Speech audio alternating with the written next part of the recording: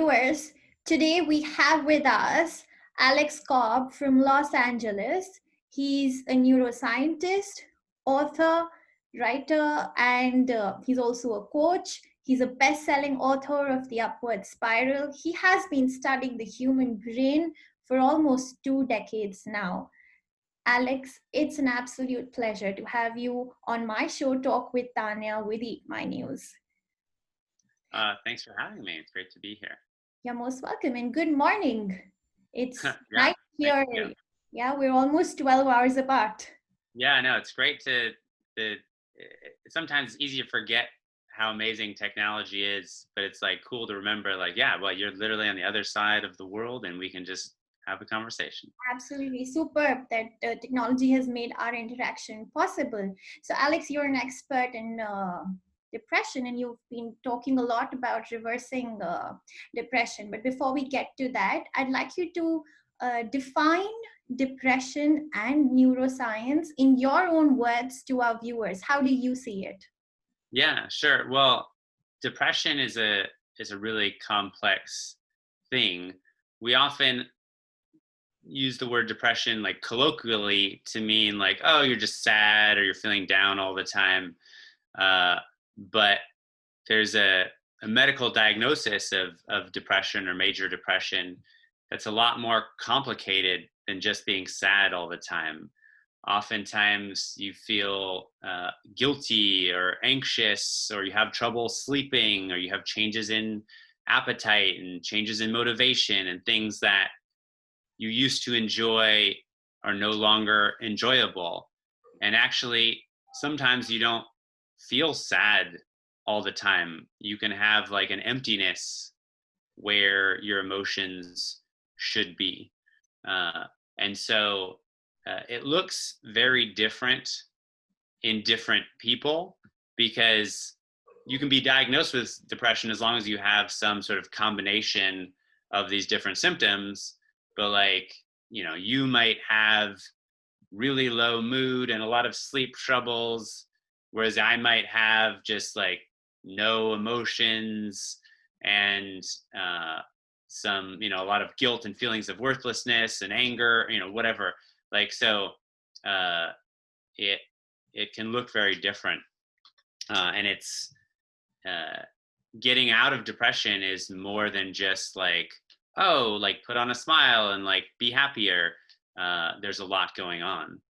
And the reason that I like studying the neuroscience of depression is that understanding what's happening in the brain can help us learn, you know, why depression is so difficult to get out of. Because like when you just look at somebody else who's depressed, it's often easy to think, well, oh, just like snap out of it. But it's not so easy because of what's happening in the brain. And to answer the second part of your question, like what's neuroscience? Neuroscience is just the study of the brain. It's sort of a subset of biology, except instead of biology looking at all living organisms, you're like just looking at the brain and brain cells, which are often called neurons.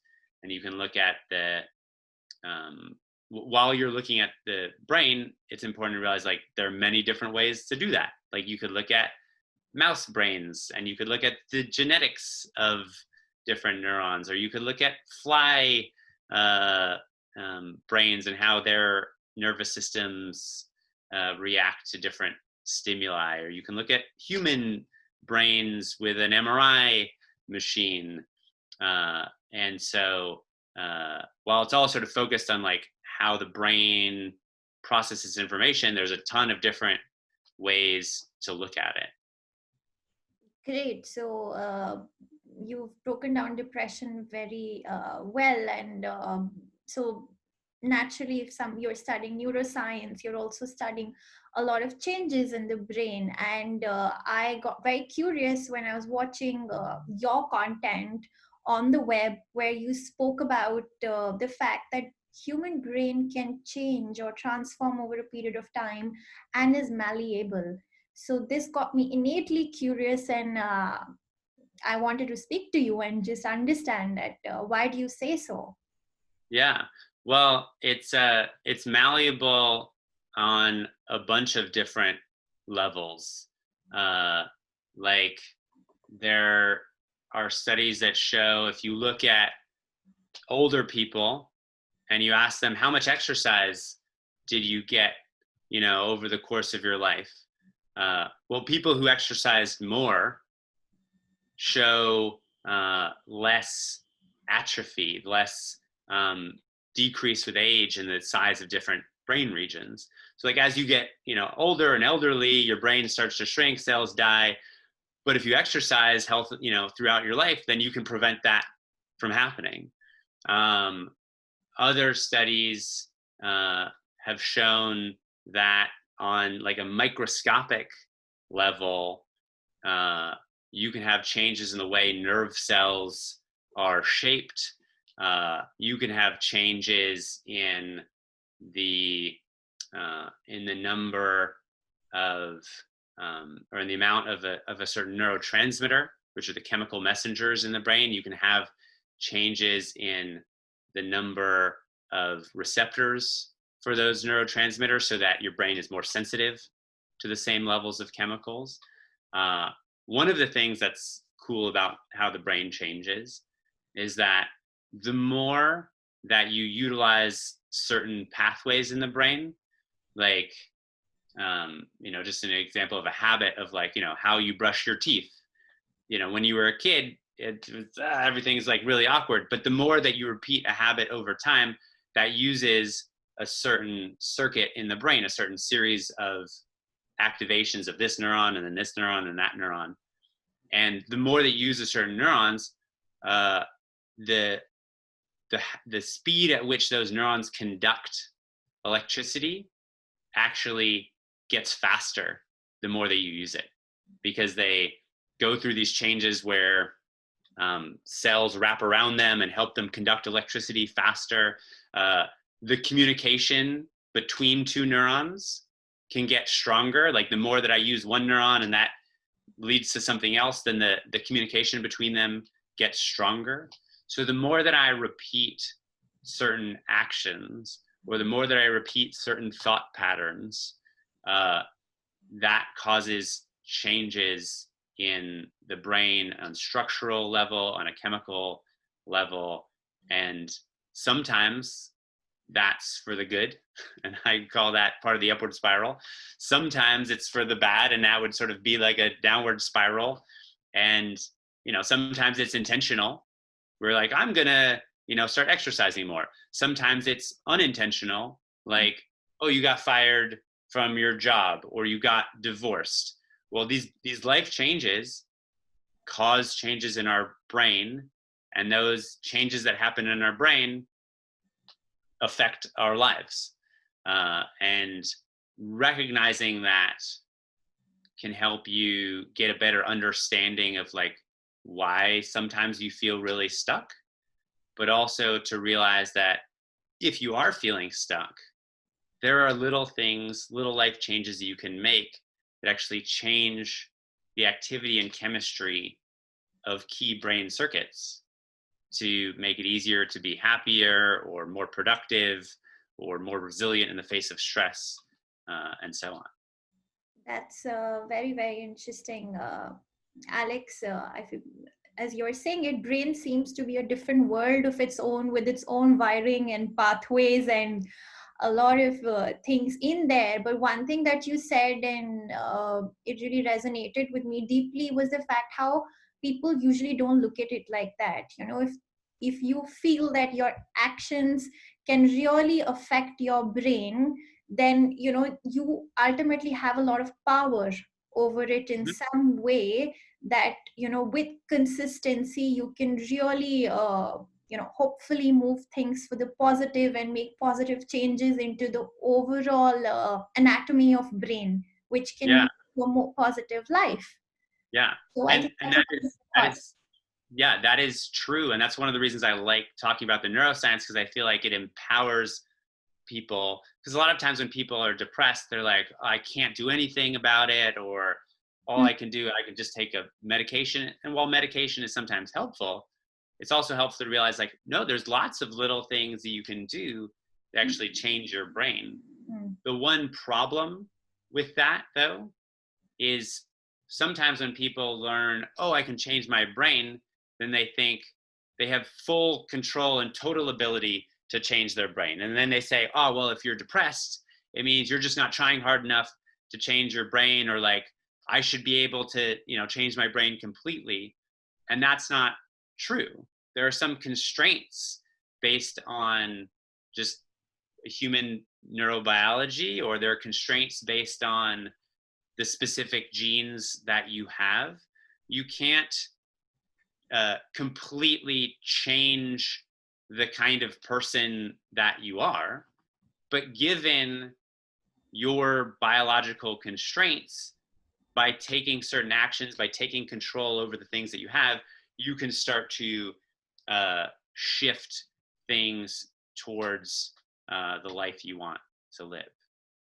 That's wonderful. And depression as a phenomenon is extremely common. It's as common as diabetes or heart problems. And gladly so, across the world, we are having more conversations about it.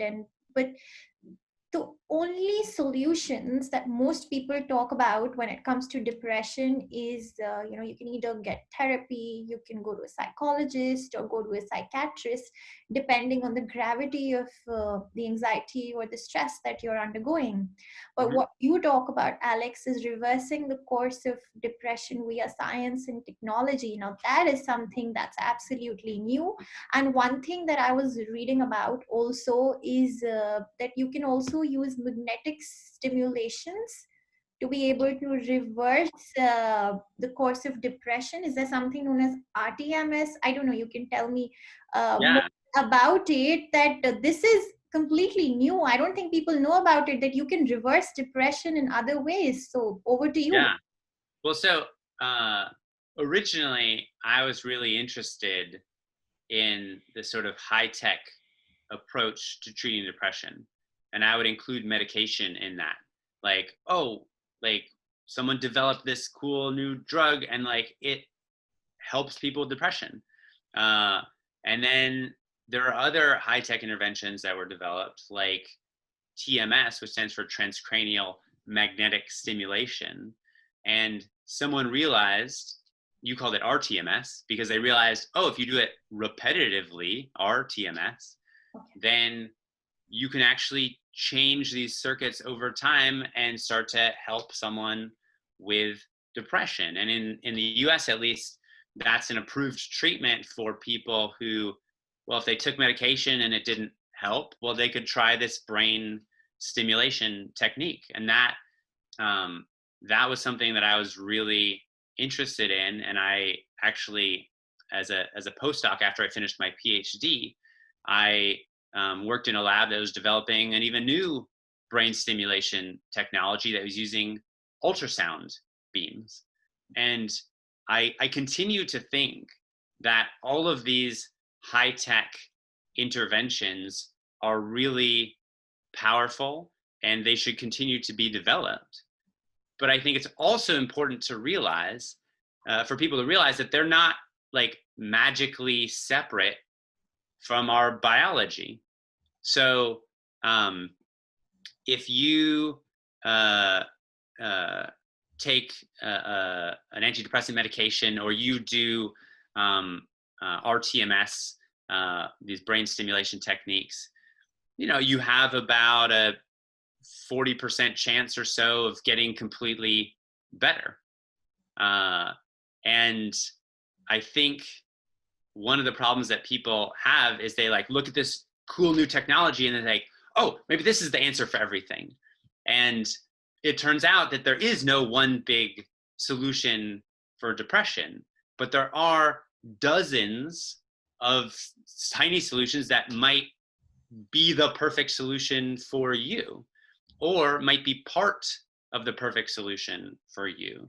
So while medications, those target, the serotonin system or the dopamine system, those can be really helpful. And like TMS, that targets it in a different way by focusing on specific brain regions like the dorsolateral prefrontal cortex, and that utilizes some of those same neurotransmitters. But there are many ways to modulate the activity and chemistry of key brain circuits that don't involve high-tech interventions developed in a lab. So things like exercise or gratitude. And sometimes when people hear me talk, they think, oh, you're really against medication. And I'm like, no, I'm not against medication. I think medication and neuromodulation, those are really powerful techniques. But like any technique to target depression, they have limitations. And so if someone was really excited to try medication, I would encourage, yeah, great, you should try that.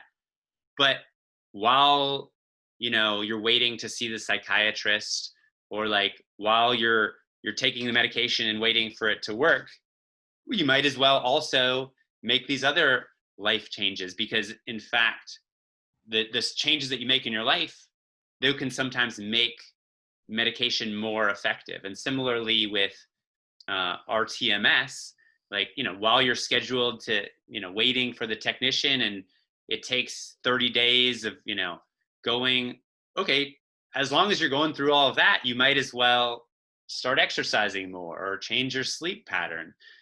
Because as an individual, you're not doing a scientific study on yourself. You don't need to isolate the variable and be like, well, what if I just made this one tiny change in my life, would that fix everything? You should start making all of these different changes that we know are helpful for depression. And so if someone was really excited about TMS, I would be like, yeah, you should do that. Also try these things. If someone was really hesitant to say, go see a therapist, or maybe to start medication, I would try to explain to them about the neuroscience, that they shouldn't have a stigma against these things, because medication, well, that's just one way to target the serotonin system. If medication works for me, for my serotonin system, but exercise works really well for your serotonin system, that doesn't mean you're better than me, or whatever. Like, our brains are different, and they're just different ways to stimulate our different neurotransmitter systems in our different brain regions. And part of overcoming depression is finding the right combination of different things that work for you. And maybe it involves RTMS or medication. Maybe some people could just, exercise and sleep better and get a new job. But I think, like, because people have like stigmas, it like closes down their thinking to what all of their choices are. Okay, so you're suggesting that, of course, the daily routine changes and everything are extremely important and they're vital, but if they're just not helping you alone, because a lot of times your own biology is not supporting you that way, and you take support from psychology, therapy, or medication, or even RTMS perhaps, because it'll artificially alter certain regions of your brain, as you spoke about the prefrontal cortex, which is responsible for emotions, right? So the prefrontal cortex is responsible for helping to regulate your emotions, to calm down your fears and anxiety. It's also helpful for planning for long-term goals, and it's not quite functioning right in depression. And so if you can improve the quality of your sleep, or you can go for a run or get some exercise, that can strengthen the prefrontal cortex. But I think the key point that I want to focus on is like what you can do. So if someone's like, I can't go for a run, I can't do any of these sleep patterns, okay, well, if you can't do them, then don't worry about those for now. Like, go see a psychiatrist and take a medication, and don't feel bad or any stigma about that, go see a psychiatrist and get RTMS, or go see a psychologist and get therapy. And like, oh, I don't have time to go see therapy. I can't, talk to a therapist every week. Okay, well, if you can't do that, then try medication. Like, if like, I can't take medication because it's, that would mean I'm depressed. Okay, like, the more that you focus on the things that you can't do, the more stuck you feel. And that's why I would encourage people to realize their power, that some of these things you can do on your own.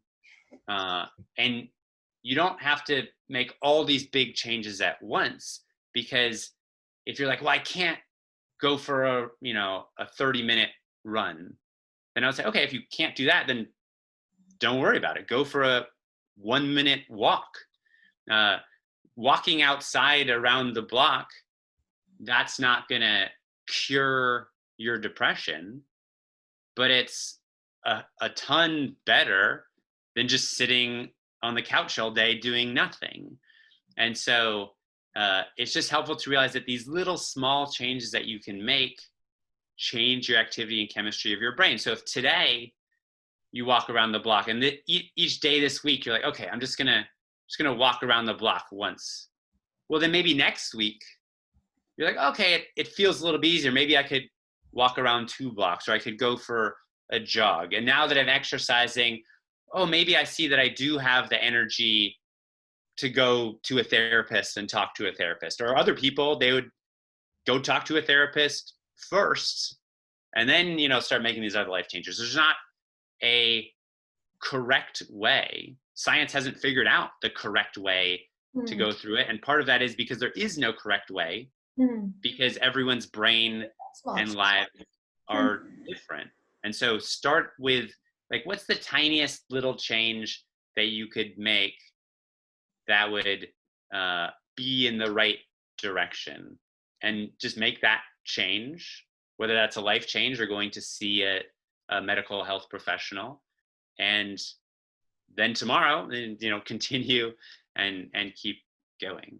Great, great. Now I have a very basic question from you. That is that for people who are not even undergoing depression, but a lot of times we go through a lot of mood swings. Certain days, if the week the energy is high and we're feeling naturally happy, certain days of the week the energy is low and we're not feeling very happy or energized.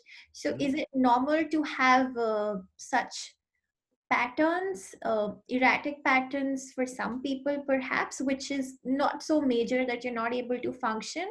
And how do you kind of make yourself feel better on those days?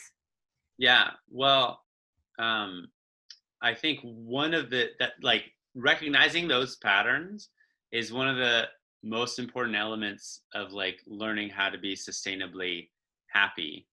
Because one of the misconceptions that people have is that they should be able to be happy all the time. And the truth is, no, like you can't, and you're going to have times when you're feeling sad or frustrated or angry. Like, your negative emotions exist for a reason. And sometimes people get into trouble because they start to feel negative emotions, and then they engage in what I call toxic positivity. Is that they're like, nope, they don't allow themselves to feel any negative emotions. Well, guess what? You don't have full control over your brain. And so if you just decide that you're not going to feel negative emotions, you're going to ignore all your negative emotions, well, it's possible that your brain will undergo other changes, and they'll come out in different ways. It's just like, if you have a pain in your leg when you're walking, you're like, no, I'm just going to ignore that. Well, sometimes that might be fine. You ignore it because it's just a little cramp, and you ignore it and it goes away. But sometimes, like, you're like, no, I'm going to ignore it. And then, like, it gets worse and it gets worse. And you're like, no, I'm going to keep ignoring it. And then you collapse on the side of the road. And one of the challenges of like sort of having sustainable well-being or happiness is figuring out, well, when should I like acknowledge and experience my negative emotions, and when should I just be like, I don't need to worry about that now and focus on something else. And how you do that is going to be different for different people, and it's going to be different at different times in your life and for different things. But I can tell you that if your only approach is to ignore or suppress negative emotions, then you're probably going to run into trouble. But similarly, if your only approach is to just wallow in your emotions and experience and just go along for the ride wherever they take you, you're probably also going to be in trouble. So you have to find the right balance. And it's helpful to realize that, as you said, there are these fluctuations that happen throughout the week, or, you know, for women, that can happen throughout the month of their menstrual cycle, or there are yearly changes as the seasons change. But there are also just changes throughout the day. Some people feel really bright and alert when they wake up in the morning, but there are also effects of, like, you know, your relationships that you're in, or the job that you're doing. And so sometimes when you're feeling down, it's helpful to realize why. Because you'd be like, oh yeah, it's Tuesday. I always feel a little bit down on Tuesday. Or maybe it's like, I'm really frustrated, you know, with my boss, and that's why I'm, you know, so angry now. Sometimes you can understand the source of your frustration or negative emotion, and it doesn't mean that you can automatically change it, but at least you'll understand, like, oh, like, yep, this is just a normal part of being me, and like, that's fine. But when you recognize the source of the frustration, sometimes you'll realize, oh, I could do something about that. So if it's something that you can't do anything about, like it's Tuesday, or, you know, my hormones are changing or whatever, then you're just like, okay, I'm going to feel a little down today, and that's okay. But other times you're like, oh, I'm feeling really, you know, stressed about my relationship.